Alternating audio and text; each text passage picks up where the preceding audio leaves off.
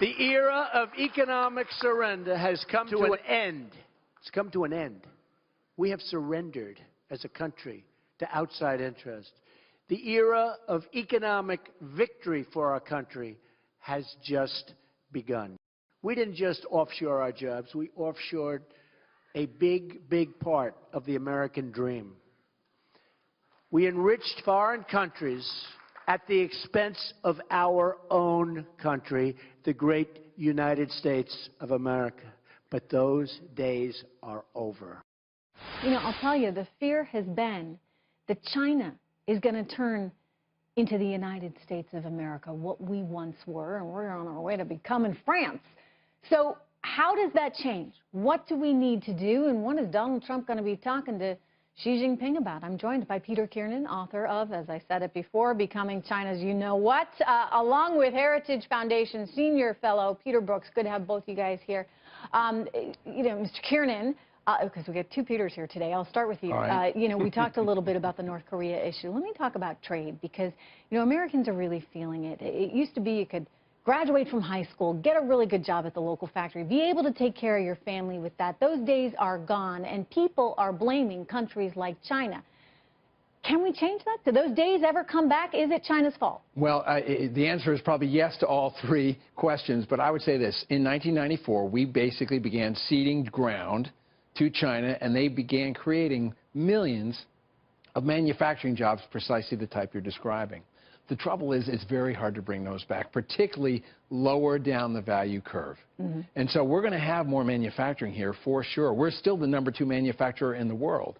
But this notion that manufacturing output is going to create the same level of manufacturing jobs is a false one. I'll give you an example. We produce more steel today than we did in 1984, probably 10% more. Mm-hmm. But we do it with only 25% of the employees because there's so much technology and productivity that's been brought in. So we have to take... In other words, you're telling me that ship has sailed. You know, technological advances are making it such that workers are increasingly getting displaced.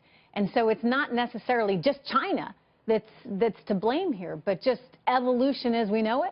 Well, China has figured out the #1 rule of development economics, which is you can't survive forever by being the low-cost manufacturer.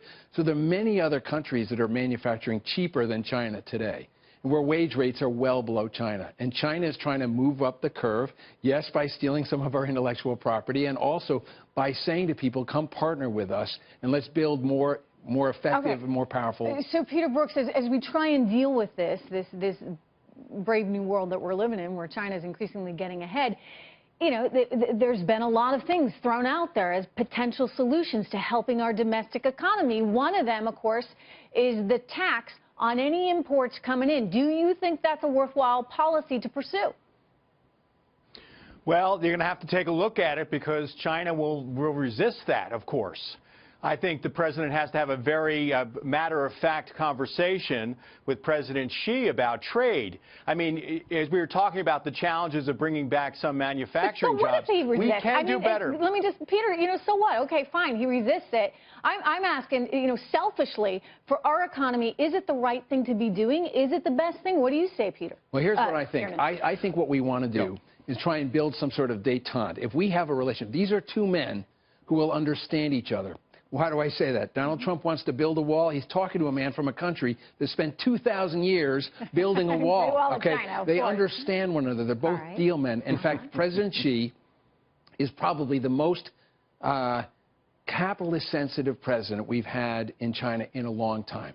And these so what is it that we offer? What can we do I mean, what's the goal here? To say, look, it's not okay that you guys are slapping off on big tariffs onto our goods that are coming into China. We're going to turn around and do the exact same thing. What's the goal? I think there has to be some very tough talk of the type we have not had for a very long time with China. Why haven't we had that, Peter? You know, look back when I was a boy. Peter, you look much younger, and you're much younger. But when I was a boy, we had the smartest minds in our country focused on every twist and turn of the Soviet Union. We had Henry Kissinger, George F. Kennan, we have Zbigniew Brzezinski, all watching Russia, who, for the last 4 years, has been watching every twist and turn of China for the United States. Who's that person in the Obama administration on point?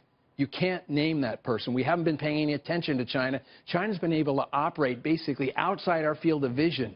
And they are planning and plotting and strategizing how to top us economically. Yeah, so we got to get serious. We have to get serious, and I think one of the things that could happen this weekend is these two gentlemen have the capacity to start really talking tough trade negotiations. All right, so you're hopeful. I'm hopeful too. Peter Brookes, good to see you. Thank you so much, Peter Kiernan.